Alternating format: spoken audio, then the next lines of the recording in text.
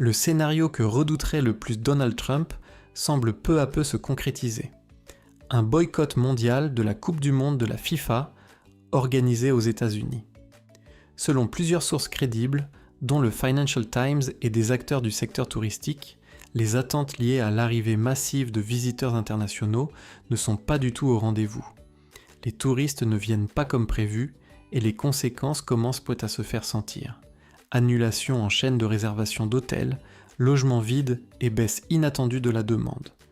De plus en plus de voix à travers le monde appellent ouvertement au boycott. Beaucoup dénoncent la situation politique et sociale aux États-Unis, jugée instable, coûteuse et inquiétante. L'inflation, le coût de la vie élevé, mais aussi les politiques migratoires strictes et les discours agressifs du président alimentent un climat de méfiance. Certaines déclarations de Donald Trump, notamment envers des pays étrangers et même des équipes comme celle d'Iran, ont renforcé les tensions. Des menaces perçues comme graves ont poussé certains à envisager de participer au tournoi uniquement au Canada ou au Mexique, en évitant totalement le territoire américain. Sur le plan international, l'idée d'un boycott prend de l'ampleur. Des responsables politiques européens, des figures du football et même des personnalités publiques appellent à frapper Trump là où cela pourrait lui faire le plus mal. L'image et l'économie liées à cet événement mondial. Par ailleurs, des tensions apparaissent aussi dans le domaine économique, notamment avec des partenaires comme l'Arabie Saoudite, dont les investissements, y compris dans le golf professionnel, pourraient être remis en question, fragilisant encore davantage l'écosystème autour de Trump. Sur le terrain, les signes de crise sont visibles, des hôtels baissent drastiquement leurs prix face à une demande insuffisante. Les projections initiales, qui tablaient sur des millions de visiteurs et des dizaines de milliards de dollars de retombées économiques, semblent désormais irréalistes. Plusieurs analystes expliquent cette situation par une montée du sentiment anti-américain, aggravée par les tensions géopolitiques et les décisions politiques récentes.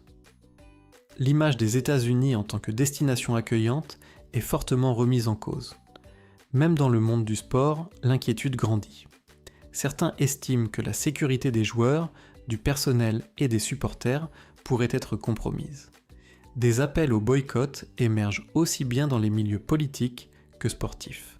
Au final, ce qui devait être une célébration mondiale du football pourrait se transformer en crise diplomatique, économique et médiatique majeure pour les États-Unis et en véritable revers pour Donald Trump. Au départ, ce n'était pas forcément évident, mais aujourd'hui, beaucoup le reconnaissent.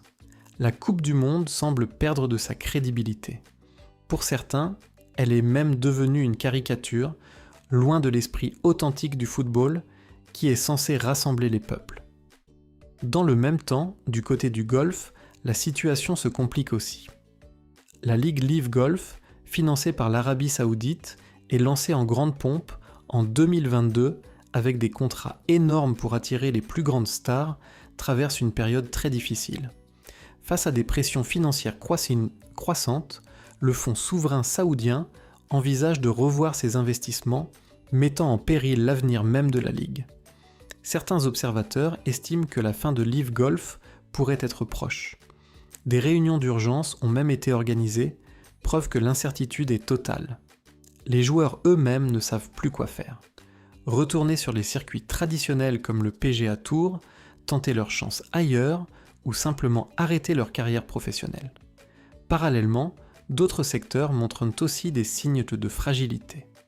La compagnie aérienne Spirit Airlines, déjà en grande difficulté, pourrait disparaître à cause de la hausse des coûts, notamment du carburant. Pour certains critiques, ces différentes crises seraient liées directement ou indirectement à l'influence et aux décisions de Donald Trump.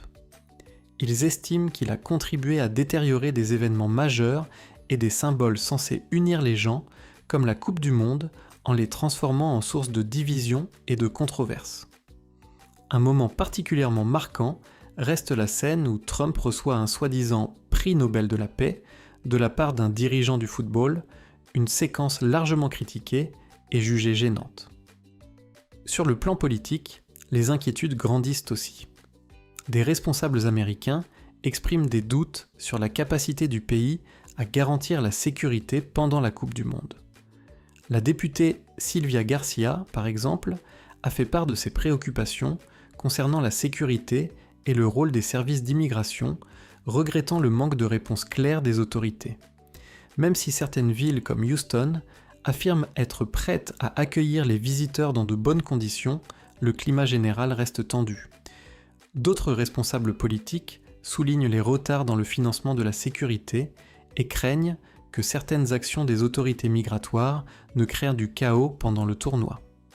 L'objectif reste néanmoins de rassurer les supporters du monde entier et de leur permettre de profiter de la compétition sans peur. Mais entre incertitudes politiques, tensions internationales et problèmes d'organisation, beaucoup se demandent si tout sera réellement prêt à temps. Au final, ce qui devait être une grande fête mondiale du sport se retrouve entouré de doutes, de critiques et d'inquiétudes, laissant planer une question essentielle: la Coupe du Monde pourra-t-elle encore rassembler comme avant ?